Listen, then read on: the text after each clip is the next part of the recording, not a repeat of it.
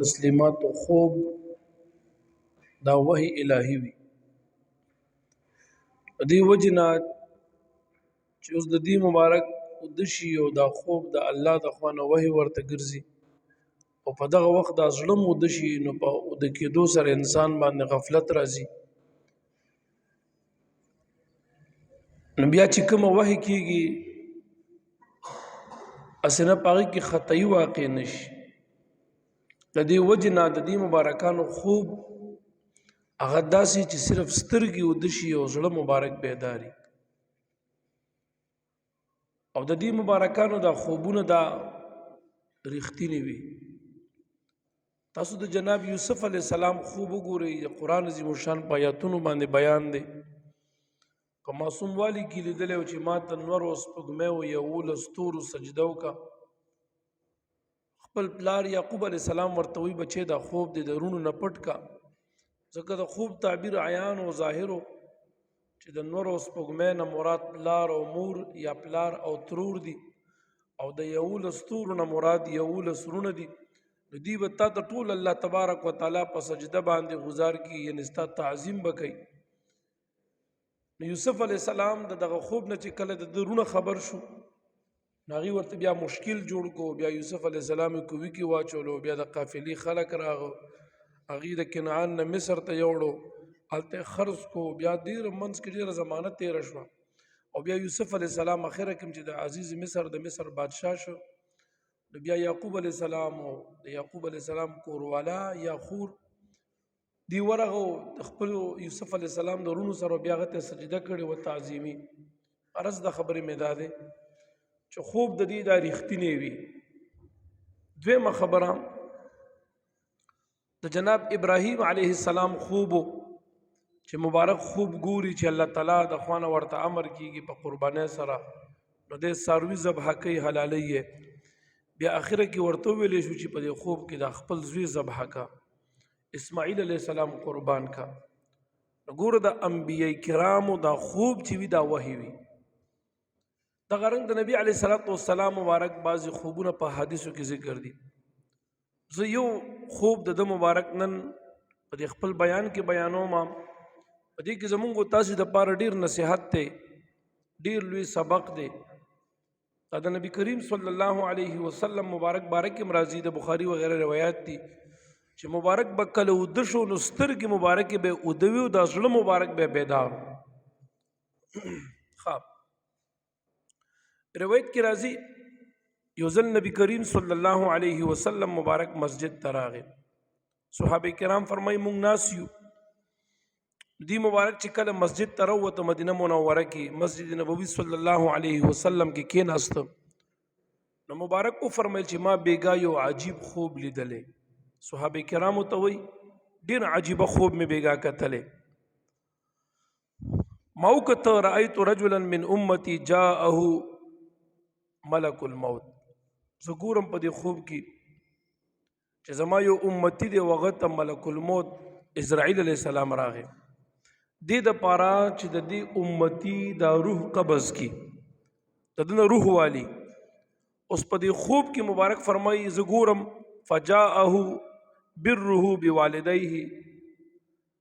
دې انسان چې دا کوم امتی زما د خوب کې اسرائیل علیه السلام راغو دنه روح خلی نو د دې سړی چې کوم مور پلار سره حسن سلوک کړو هغه حسن سلوک راغو اسرائیل علیه السلام سره مخه تودري دو په جنگ شو تر دې پورې چې اسرائیل علیه السلام واپس شو او دې سړی ته الله تعالی نور عمر ورک.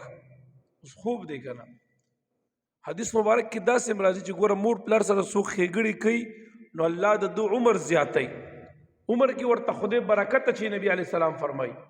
نو ګوره دلته وایي چې زوس خوب کې ګورم چې اسرائیل علیه السلام راغو د دې سړی نه روح اخلي نو دې سړی چې په جون کې د مور پلار سره کمی خېګړي او تابعداري او احسانات کړي نو هغه د مور پلار احسانات او خېګړي راغی د اسرائیل علیه السلام سره په جنگ شو تر دې پوري چې اسرائیل علیه السلام روح اغستو ته پرې نه خودو بلکې هغه واپس لاړو په دې خوب کې.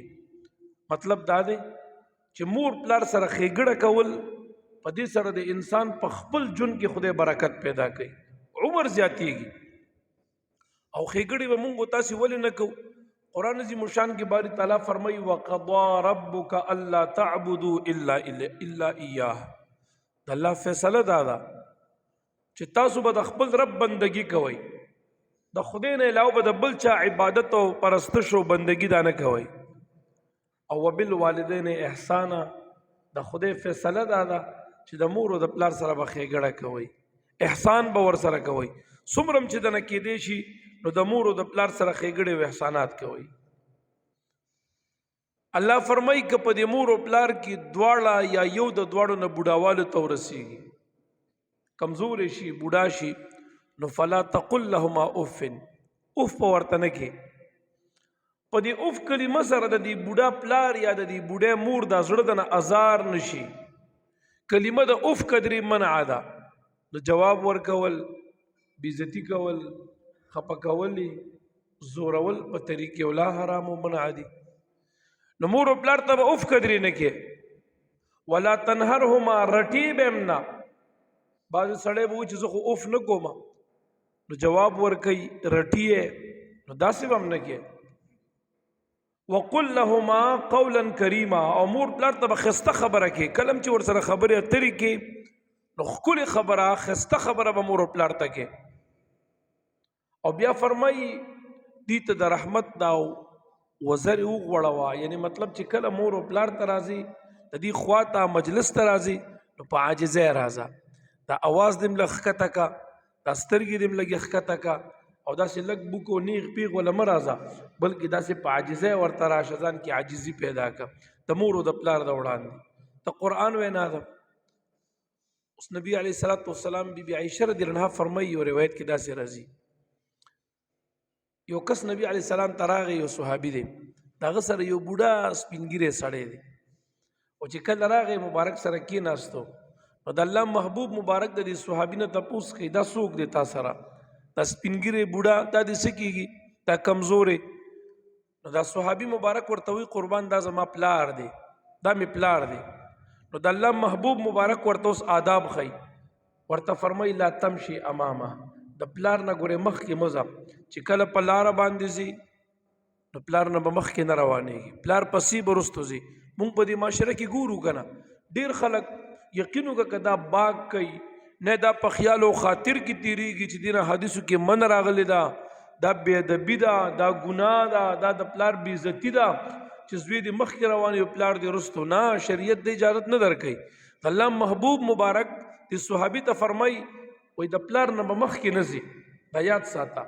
او بیا ورته وایي د پلار نه مخکې کینم ما، چې پلار دې کله کینی نو ته به اول نه کینې، دا نه چې اول ته په سیټ باندې کینې، په کټ کینې، په دری کینې، په فوم، په بیټ، یو ځای کې هم د پلار نه مخکې ناسته نه کې، تک کې به پلار مخکې کې، ته به ورپسې ورځې. او دویم نمبر د الله محبوب مبارک ورته وایي چې پلار د کله کېناستو نوبت راغی یو مجلس کې، نو چې تر څو د پلار ناس نی نو ته مه کېنه. د عزت ځای، د دمې ځای، د قدر ځای، درون مقام دا پلار ته ورکوه په ناسته کې. دا نه چې ته په ښځې باندې کېنې، پلار بیا کمزوري ځای کې کېنې، یا اول پلار ته وایي چې کېنو بیا ته په ښځې کېنې، داسې به هم نه کې، پلار به په ښځې باندې بیا کېنې. او بیا ورته فرمایي الله محبوب مبارک ورته وایي او ته پلار ته په نوم باندې آواز مه کوه. داسې مه وایي چې فلانیا فلانیا راشه. دا بعضې زامن ډېر بې باکه او بې ډبه او بې ادبه وي، پلار ته په نوم باندې آواز کوي.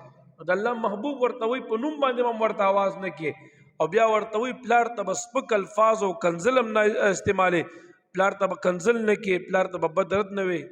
بعضې بچي په دې معاشره کې شته چې د هغې دماغو ته دا خبره نه ښکته کېږي، که سل کرته هم ته پوهېږي خو نه پوهېږي. د پلار د وړاندې په زوره خبرې کول، پلار ته کنزل کول، پلار ته په نوم آواز کول، دا ټول شرعاً منع دي. دغه رنګ بل حدیث مبارک کې داسې راځي، عبدالله ابن عباس رضی الله عنهما د حدیث راوي دی، مبارک فرمایي کم انسان چې په داسې حالت کې سبا کی چې د مطیع او تابعدار د خپل مور او د پلار وي،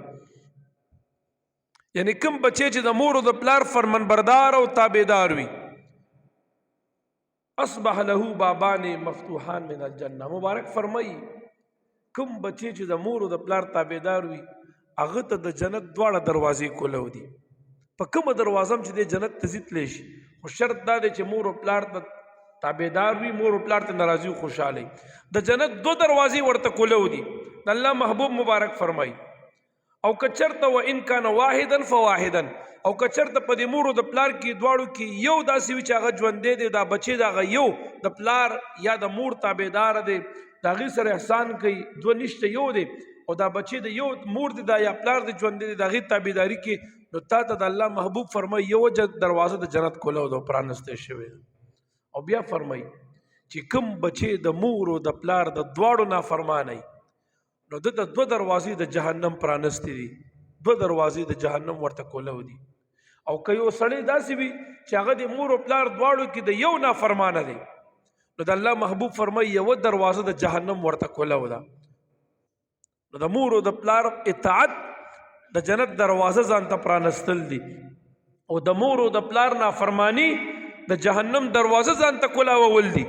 اوس د هر بچی خوښه ده چې کومه دروازه ځان ته پرانځي او کومه ځان د پاره بندي. یو بزرګو دغه مور وفات شوه، هغه به ډېر زیات جړل.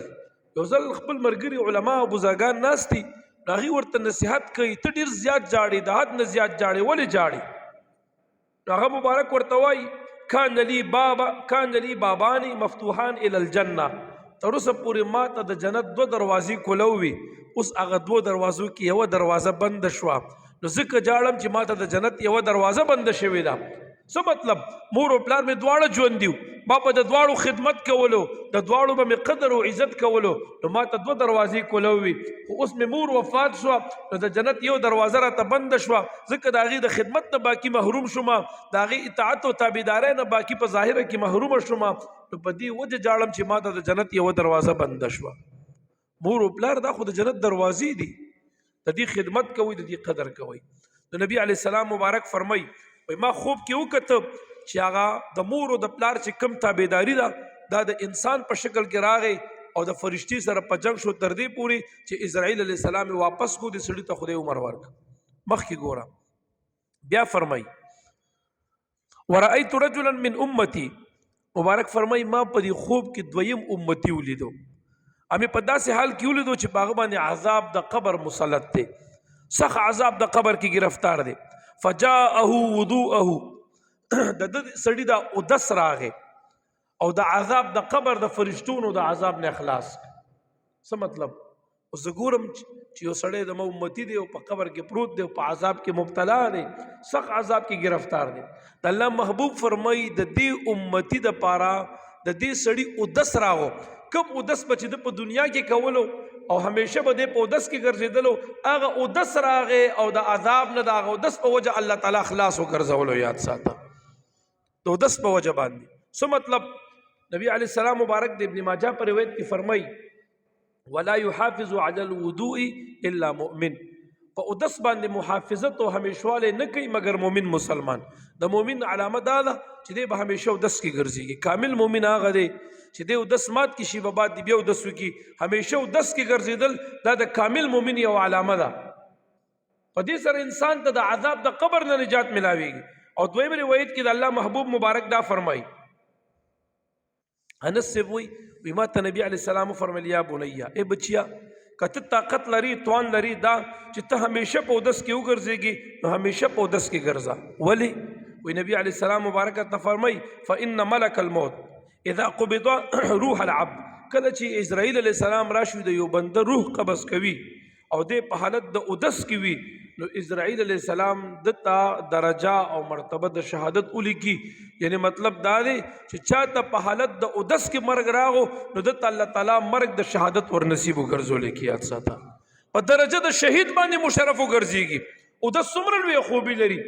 مبارک فرمایي چې کوم سړی همیشه اودس کې ګرځيږي نو دا د مؤمن خاصیت دی. نو زه ګورم په دې خوب کې چې عذاب د قبر دی، یو زما امتی پکې مبتلا دی او گرفتار دی، او په دې کې د اودس راغی او د اودس په وجه الله تعالی د عذاب د قبر نه خلاص. مبارک دام فرمایي چې عام عذاب قبر چې جوړیږي په دې قبر کې عذاب دا د 2 خبرونو جوړیږي.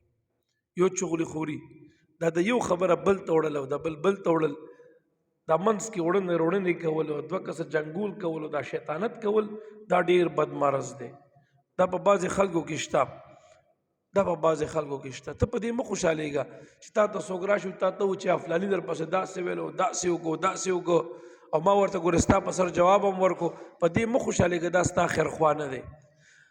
دی چې تا له د بل خبره روړي من نقل الیک فقط نقل عنک، دی به ستا خبره خامخا بل ته رسوي. دا شیطان دی. ما ته به یو کس راغلل د ځان خیرخوا ثابتولو راسره به اکثر کېناست ظاهره کې مینه کوله افلاني ځای کې داسې وشو هغه داسې ویلو ډینګلي به در پسې داسې ویلو داسې به ویل. یو ورځ دویم ورځ ما به خبرو باندې بالکل داسې مخه ورپسې نه وړه. ما ویل دا سړی هوښیار دی دی به پوه شي خو نه پوهېدو. بیا مې یو ورځ ورته ویل یار ته زما خوښ نه شوې ولې؟ ویل ته چغلي خورې خو چې کله هم کښېنې د مونږ مجلس ته راشي بس د یو ځای شیطانت به دې را روان کړی وي. دا کار ستا ټیک نه دی. بس سړی کېله شو. ما ویل خفه کېږه مه تا ته ګوره ما څو ځل ستا دا کار ستا دا خبرې نظر انداز کوم په خبرو کې زه په چغلي خور باندې یا د بعضې حدیث هم تا ته داسې بعضې ورول وکړم خو ته بیا هم نه پوهېږې. نو صاحب ستا نه به ښه دا وي چې یا د خپل عادت پرېږده او یا زمونږ دا مجلس پرېږده. بس څه په کار دي تعالی چې همیشه د بل چغلي مونږ دلته وروړي د بل شیطانتونو شرارت راسئ مونږ ته. دې کې خیر خو نشته. دا بعضې کس خوی دغه وي.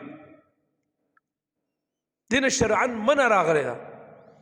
دې هم شریعت منع کړې ده چې ګورئ یو بل پسې به تجسس نه کې جاسوسي به نه کې. ولا تجسسو. بعضې خلکو کې دا مرض وي در پسې به ګوتې وي او چې بیا څه خبره شي وي دا ما ته پته لګي بس ما خوب ولیدو څوک به وي ما ته پیریانو حاله ویلو ته به وایې چې اوس په دې باندې وحي نازلېږي الهام ورته کېږي. دا څنګه کېږي؟ خو ګوتې در پسې وایي که نه جاسوسیانې در پسې کېږي که نه. او دا کار شرعا خلاف دی. د قرآن عظیم الشان نص صریح دی. دې نه قرآن کې منع راغلی ده. اوس چې یو سړی دا کار کوي نو د قرآن خلاف کوي د حرامو مرتکب ګرځېږي. بعضې خلکو پسې به ګوتې وي هوښیاران وایي هوښیاران وایي که خپل ښه تعلق چا سره خرابول نه غواړي که نه نو د چا عیبونه مه لټوه. کېدای شي ته د هغه د بعضې داسې خبرو نه خبر شي بیا به ستا زندګي هم ورسره نه تېرېږي. بیا به دله ژوند تېرول خوند نه درکوي. بیا به ټول عمر په سوچ کې پروت وي. ټول عمر به بیا خفه سوځې به ټول عمر به تا ته بیا تکلیف رسي. خپل تعلق څه دپاره خرابول غواړي؟ بس الله چې پې پردې چوري ته هم پې پرده واچوه. ته په دې باندې مامور نه چې ته د هغه پسې لګیا اوسه ګوتې وهه ورپسې نه. شریعت دا درته وایي چې بس جاسوسي مه کوه. وایي موږ د پیریانو حل وایي او ما وي بېګا خوب لیدلې. نو یو خو دا کار غلط د شریعت نه خلاف وکړو چې ته خلکو پسې جاسوسي کې. او دویم د دې کار نه بیا غټه ګناه بله دا هم ده چې بیا دروغ هم لا وایي چې ما خوب ولیدو. ولې ته پیغمبر چې ستا خوب رښتینی دی او تا ته ټک په ټک چا څه ما کړي تا ته به خوب کې هغه بیانېږي او هغه ستا خوب به بالکل هماغسې په من او عن سره رښتیا وي او یو خبر هم ناخوایي نه دی خو تا خوب لیدلی. دا کار د شریعت خلاف دی. دا ټیک نه دی. ما دا خبره دې پورې کولم چې بعضې سړی چغلي خور وي. حدیث کې وایي د عذاب د قبر دا چې پیدا کېږي دا د چغلي خورۍ نه پیدا کېږي. بعضې غوږ نیسي خلکو ته. دا په دې بعضې کورونو کې هم داسې وي بعضې خاندانونو کې هم داسې وي بعضې خلکو کې دا مرض شته دی په دې معاشره کې. دا مه کوئ دا ګناه ده. دغه رنګ چې کوم دی دویم نمبر د تش او د سماطي د څاڅکو نه چې څوک ځان نه ساتي اودس نه وچوي احتیاط نه کوي استبرا نه کوي. بعضې سړی بس اودس مات کي اوسې ټیشو پیپر داسې کي یا غونډه داسې کي بیا پاسي وځي. نه فقها وایي چې اودس دې مات کو نو ته به تر هغې پورې ګرځې چې تر څو ستا دا زړه مطمئن شوی ني چې بس اوس څاڅکي بند شو. نن سبا خو د ګرمو مسالو کیمیکلي دي ګرمې مسالې دي د تورو چیو بدنونه دي اودس په اسانه نه وچېږي. که تاسو تجربه وکړئ تاسو خپل ځانونه بیا چیک کوئ پته به ورته ولګي. اودس چې مات کړي نو اودس چولو کې به ډېره خواري کې دا یو خپه په دې بله باندې واړو خصیتین په تونونو کې ګیر که زور ورکه څو قدمه وګرځه وټوخېږه. دومره پورې فقها فرمایي چې بیا راشه یو سره یو شیبه کښېنه یا څومره ډډه واچوه یو 2-3 منټه بیا پاسېږه بیا لاړ شه استنجا وکړه. زمونږ دا بعضې خلک بعد استنجا په ځای کې کښېني دس ماتې به وکړي په ځان به اوبه راخوشي کړي به ډایرکټ به استنجا وکړي بیا به راپاسي.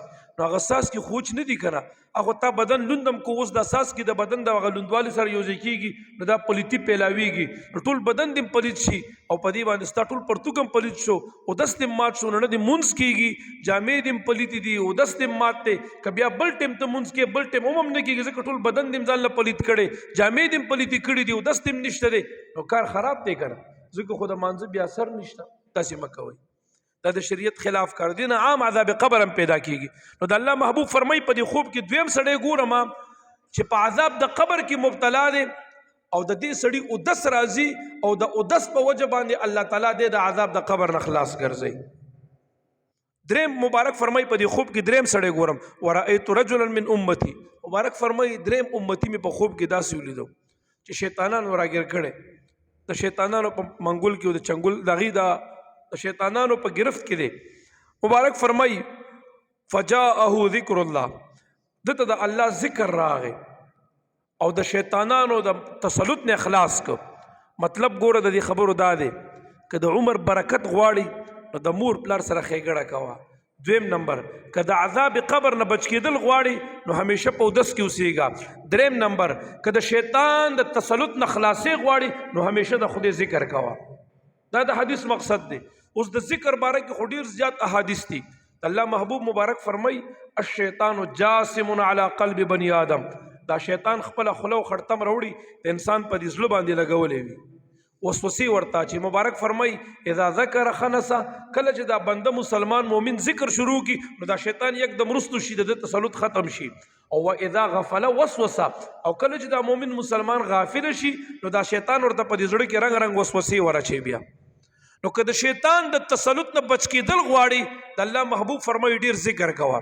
ځکه ما خوب کې وکړه چې زما یو امتی شیطانانو راګیر کړی دی او د دې شیطانانو نه خلاصېدو مګر په ذکر د خدای چې کوم ذکر د په دنیا کې کړی هغه ذکر راغو د شیطانانو د تسلط نه خلاص وګرځولو.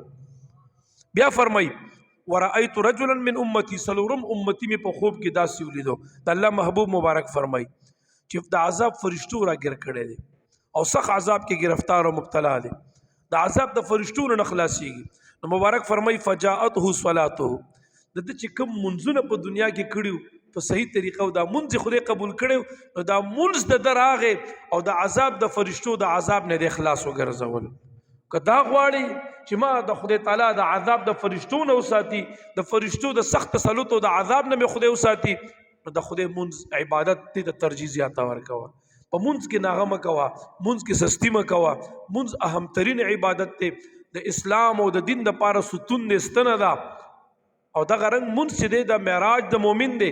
منځ هغه تحفه ده چې په شب معراج کې الله تعالی کله د محبوب مبارک سره ناز او نیاز کیږي په لا مکان کې د نبی علی السلام عاجزی الله ته وړاندې کا، الله ولا تحفه کې منځ ورک. دا بهترینه تحفه ده چې کله څوک د چاکور ته یا د چادر ته ډومبي لاړ شي ډېر خب سره تعلق او مینه او محبت د دنیا عام خلک یادومه او په ډومبي کرت د عاشق او د معشوقي ملاقات وي نو هغه عاشق کوشش دا کوي چې معشوقي ته داسې صور کې چې د هغې زړه وګټي. یو مهنګه تحفه ورته ورکوي، د هغه سره ژوند تېرولو دپاره ښه سوچونه یې کړي نو هغه خامخا خواري ډېره کوي په دې ډومبي ملاقات کې. باري تعالی دا خو یو مثال مې درکو، مثال عین ممثل بینی وي. اوس باری تعالی چې کله د محبوب سره ملاقات او د محبوب د الله سره ملاقات دی او ملاقات هم په لامکان کې دی نو رب کریم ولا داسې تحفه ورکا چې دغه تحفې نه بله غوره تحفه نه وه، هغه تحفه د مانځه وه. یاد ساته. مبارک فرمایي زمونږ د سترګو یخوالی د الله په مانځه کې ښودلی. بیا فرمایي ورأیت رجلا من امتی، ما بل پنځم امتی ولیدو. د الله محبوب مبارک فرمایي چې سخت تندې اغستی دی او د یو تلو غاړې ته راشي او خلک یې تلو ته نه پرېږدي، شړي یې د تلو نه، دی سخت تږی دی، ژبه یې د تندې نه راوځي. په دې خوب کې ګورم او دی چې کله اوبو له تلو ته رانږدې شي نو دی د تلو نه منع کړلی شي، پره کړلی شي د تلو نه. نو د الله محبوب فرمایي فجاءه صیامه فسقاه، وایي د ده چې کومې روجې د خدای دپاره نیولې وي او خدای قبولې کړې وي هغه روجه راغه او هغه په ده باندې اوبه وڅکلې وي، د ده هغه سخته تنده د قیامت یې ختمه وګرځول. بیا فرمایي مبارک وایي ورأیت رجلا من امتی والنبیون قعودا حلقا حلقا. مبارک فرمایي زه ګورم چې انبیاء علیهم السلام حلقه حلقه ناست، ډلې ډلې داسې یو یو حلقه لګېدلې ده او زما یو امتی دی کلما دنا الی حلقة، کله چې دی یو حلقې د انبیاء د ډلې ته رانږدې شي نو د دغه ځینې دی وشړلی شي، نه یې پرېږدي دغه ډلې د انبیاء کرامو کې د هغې نه یې پره کړي اخوشه مه راځه دلته، دا ستا ځای د ناستې نه دی، دا هغه ځینې پره کړلی شي. نو د الله محبوب مبارک فرمایي وی دی بار بار راځي و هغې یې شړي دا خلک لکه د انبیاء علیهم السلام ډلې ته ملایکه علیهم السلام نه پرېږدي. نو مبارک فرمایي فجاءه اغتساله من الجنابه فاخذه بيده واقعده الى جنبه. الله محبوب فرمایي وی د چې کوم غسل د جنابت به کولو وی دک غسل د جنابت د در راغو او دا امتی زما د لاس نه ونیو او رای وستو ما سره د ما په خوا کې کېنولو. یاد ساته. اوس په دې خوب کې مطلب دا دی چې کله بعضې سړی داسې وي چې هغه د لمبا ضرورت وي ورته په دې کې لیټ لیټ او تاخیر پکې کوي، په ګنټو ګنټو هم داسې مردار ګرځي. بعضې زنانه یا بعضې نارینهو کې دا عادت شته. داسې نه پکار.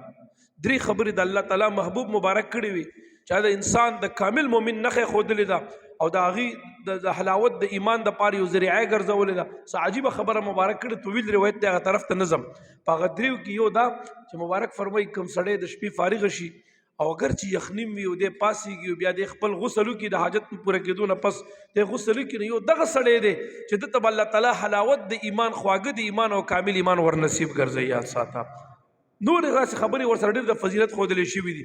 خو هغه پهلو ته نظم. بعضې سړی په غسل کې تاخیر کوي، که د عذر د وجې نه تاخیر راشي خیر دی، عذر د وجې نه. چې عذر نه وي نو تاخیر پکې بیا نه دی پکار. بعضې سړي د شیطان د خوب کې ورته شیطان راشي، سار په غسل فرض بیا اوړي روړي هسې خسه کوي، ولکه پاسه غسل وکړه کیسه ختمه که که نه. داسې نه پکار، په وخت باندې غسل پکاري. مبارک فرمایي وایي دغه چې کوم انسان غسل نه کولو، ګوره دا غسل نه کوونکې دی بیا ډلې د صالحینو ته نشي پرېښودلی. غسل یې کړی خو لیټ کړی نو هغه بیا سا غسل کمال دا دی چې تا مجلس د عامو صالحینو ته خو پرېږده چې مجلس د انبیاء کرامو ته دې ورقریب کوي او ورنسوي دې ورته. یو بزرګ دی ابراهیم بن ادهم صاحب، هسې د دا خبره د ذهن ته راغله. دی فرمایي وي زه یو خوب ګورم، وایي خوب کې ګورم چې یو ځای کې فرشتي د اسمان نه راکوز شوي دي خوب کې او هغې سره پین او کاغذ دی او دا فرشتي لګیا دی د دې اولیاو نامې لیکي. په مخ د ځمکه چې په دغه زمانه کې کم اولیاو نو د هغې نامې لیکلي یو فهرسته جوړولو. ابراهیم ابن ادهم صاحب وایي ما د دې خوب کې د فرشتو نه تپوس وکړو چې تاسو څه کوئ؟ وایي هغې راته ویل چې موږ د خدای د اولیاو نامې لیکو. وایي ما ورته ویل چې کله د تمامو اولیاو دا نامې ولیکئ نو اخره کې په دې کاغذ کې لاندې بیخ کې ورته صرف دومره ولیکئ چې ابراهیم خادم الاولیاء، ابراهیم محب الاولیاء، د الله د دوستانو سره محبت کوونکې، د الله د دوستانو خادم ابراهیم، دومره صرف ولیکئ.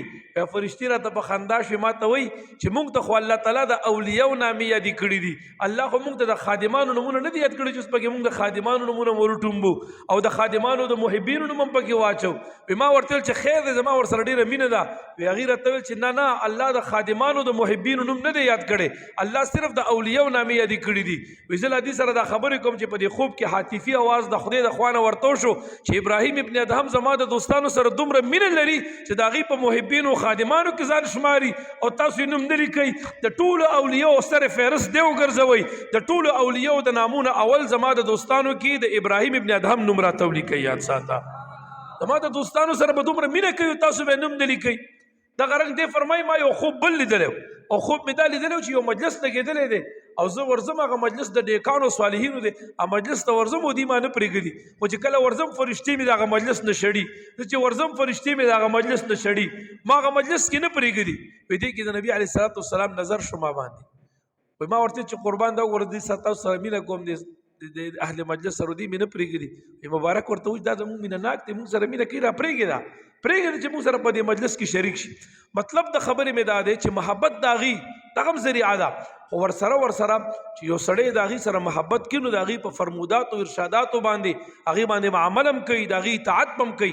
د الله محبوب مبارک فرمایي چې زه په دې خوب کې ګورم چې دا امتي راځي د نیکانو د انبیاو د ډلې ته راځي، فرشتې یې نه پرېږدي. وایي په دغه وخت کې د دغه غسل راغی چې په دنیا کې به د جنابت نه فوراً غسل کولو او هغې د لاس نه ونیو او رای وستو ما سره خوا کې کېنولو. یاد ساته.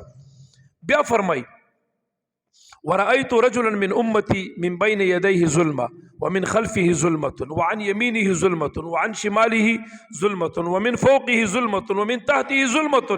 مبارک فرمایي په دې خوب کې بل یو امتي ګورم، مخکې هم تیاره ده، وروسته هم تیاره ده، ښي طرف ته هم تیاره ده، ګس ته هم تیاره ده، پاس هم تیاره ده، لاندې هم تیاره ده، په ډېرو تیارو کې د ما د امتي راګیر دی. فجاءه حجه وعمرته. الله محبوب فرمای د چې کوم حج د الله د رضا د پاره او کوم عمره د خدای د رضا د پاره کړی وي هغه راغو د لاس نه ونیو او د ټولو تیارونه راوستو، نور د ایمان ته راوستلو. یاد ساته. ایمان ورنا ته راوستو. بیا فرمایي ورأیت رجلا من امتی ما یو امتی ولیدو یکلم المؤمنین چې مؤمنانو سره بیا خبرې کولی هغه به چا جواب نه ورکولی چا به ورسره خبرې نه کولی نو مبارک فرمایي په دغه وخت د صله رحمي راغه او هغه صله رحمي دې ودرېده او وایي فقالت یا معاشر المؤمنین کلموه هغه د صله رحمي او خپلوانو سره به چې کوم تعلق ساتلو پاللو به د شریعت په دایره کې هغه خپلوي راغه او هغه ودرېده او هغه आवाज وکړي اې د مؤمنانو ټولیا تاسو سره د تاسو مسلمان مؤمن رور خبرې کوي تاسو ور سره نه کوي دا ولې ور سره نه کوي د سره خبرې وکړي وای دای ورته ویل وی چې هغه کله د आवाज ورته کو صله رحمه نو هغه ټولو د ما دي امتی سره خوب کې خبرې شروع کی او د سره ټولو ستړي مشي مصافحه هم شروع ګرځول یاد ساته مطلب دا دی چې نبی علی السلام د خبرې چې د خپلوانو سره خپلوي پالي او بیا فرمایي ورأیت رجلا من امتی ما په دې خوب کې یو سړی ولیدو امتی دی چا د اور د جهنم د لمبونه د خپل مخم بچ کې په ځان باندې په لاسونو باندې ځان د لمبې د اور لري کوي اور لمبره شو دی په لاسونو باندې شړی او ډیر په تکلیف کې دی پریشانای کې دی نو د الله محبوب فرمای فجاءته صدقته د صدقات چې په جون کې کم خیراتونه کول صدقات کول د خدای د رضا د پاره د مخ مروت د پاره نه چې 100 روپۍ دی نیولې دا غزنه را روانه او د خلکو مخ کې ها راشه دا والا دا دې کې ولګوا یا 100 روپۍ دی نیولې دا په جمعات کې زما د خوان ولګوا یا د یتیم لور کا نه داسې مکوا صدقه چې ورکی داسې ورکا چې په خلاص ورکی چې قسم نه خبر نشي پټه ورکا نمود وریا پکې بالکل مکوا کته ټیم ته نمود وریو کې هغه ټیم به خلک وای چې اجي 100 روپۍ ورکی فلانی سیب 100 روپۍ ورکی خو به دا غټیم بدی وای خرستو نه سوک تاسو نه کوي نه د خدای په دې کوم اجر درکې نه په دغه صدقه باندې دا کوم نجات ملاوي دا سم کوا په خلاص چې ورکی چې ګس لاس نه خبر نشي دا د دې کې نه یل شي دا سي پټه ورک چې سو کم په خبرونه ګرځيږي دا معاملې صرف ستو د خدای په درمیان کې وګرځيږي ما دا سي بعض مرګري یا صاحبان کتلی چې هغه به کله صدقه کوي یا یوزي کې ضرورت وي کنه هغه په خپل باندې خپل نوم نه اخلي او نه په خپل لاس ورکي بس داس یو کس ته بوي چې غیر ازدار ځان ساتلی وي دا شیز والا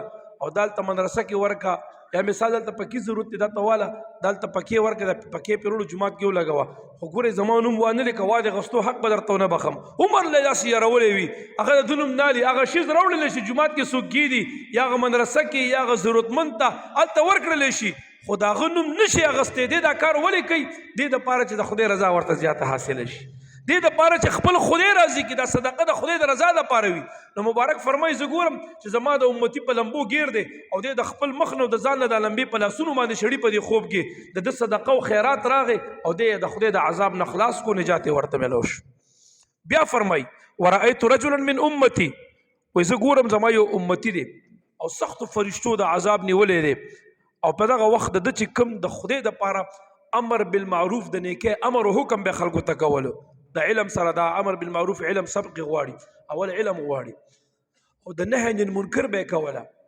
اوس د امر بالمعروف سره چې نهي عن المنکر نه ګوره دا خدای نه قبل یو څو شذونه په قران کې همیش د پاره یو ذکر کیږي اقیم الصلاه واتو الزکات یو سړی منځ کوي زکات په فرض زکات نه ور کوي دا منځ خدای نه قبل علما لیکي دا غرض امر بالمعروف نهي عن المنکر مرزه کې یو ذکر کیږي چې یو سړی اوس خلکو ته امر بالمعروف کوي او نهي عن المنکر نه کوي وګوره دا امر بالمعروف خدای نه قبل یاد ساته او امر بالمعروف دي د پاره شرعیت دي دا علماء کوي تاسو چې اوس لګیم تاسو امر بالمعروف او نهي عن المنکر کوم کنه د نیکه امر درته کوم او د ګناهونو نم لګیا د په حدیث سره يروم منا کوم نو دا امر بالمعروف او نهي عن المنکر دي ته ویل شي دا نه چې یو جاهل سړی اوس دلته ودرېږي او خلکو ته وایي چې کینې د مانځه نه بعد به خبرې کېږي او دا واغه او بیا د مانځه نه بعد صرف دغه شپږ خبرې دي چې بس د خدای نه د کېدو یقین مخلوق نه د نه کېدو یقین او شپږ نمبر یې بیانوي او که دې 50 کاله وګرځېږي دغه شپږو نمبرونه نه وځي نو دې کې خو نه امر بالمعروف شته او نه پکې نهي عن المنکر شته دا خاص یو رواج دی دا خاص یو خرافات او بدعات غرول دي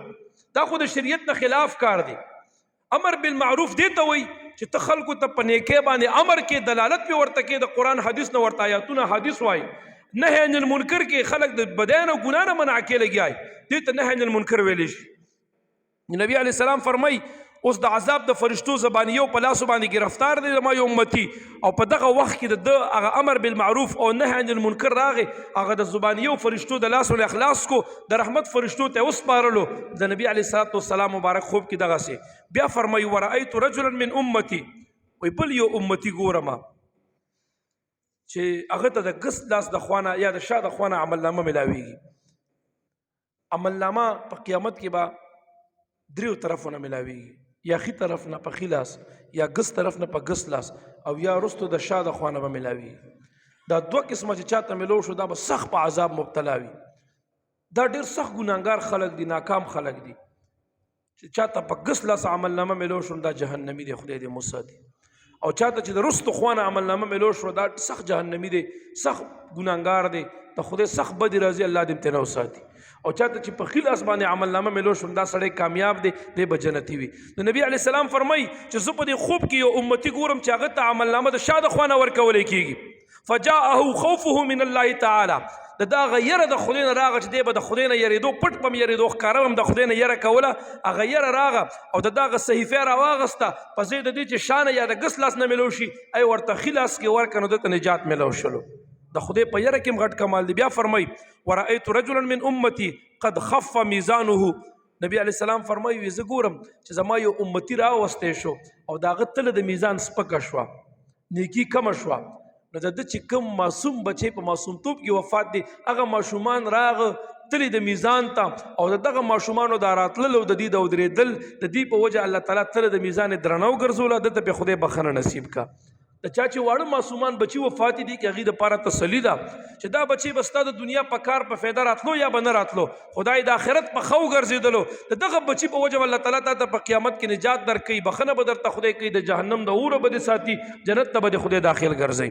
او بیا فرمایي اخري الفاظ د حدیثو دی غوږ شي ورأیت رجلا من امتی قائما على شفیر جهنم، مبارک فرمایي زه ګورم چې زما یو امتي د جهنم په غاړه او په کناره باندې ولاړ دی، په کناره باندې ولاړ دی، د ده هغه یره چې د خلکو په وړاندې یا د خلکو نه پټه به د خدای نه یېرېدو، هغه یره د خدای بیا راغه او د جهنم د غاړې نه رادې خوا کو د جهنم د اوره وساتلو.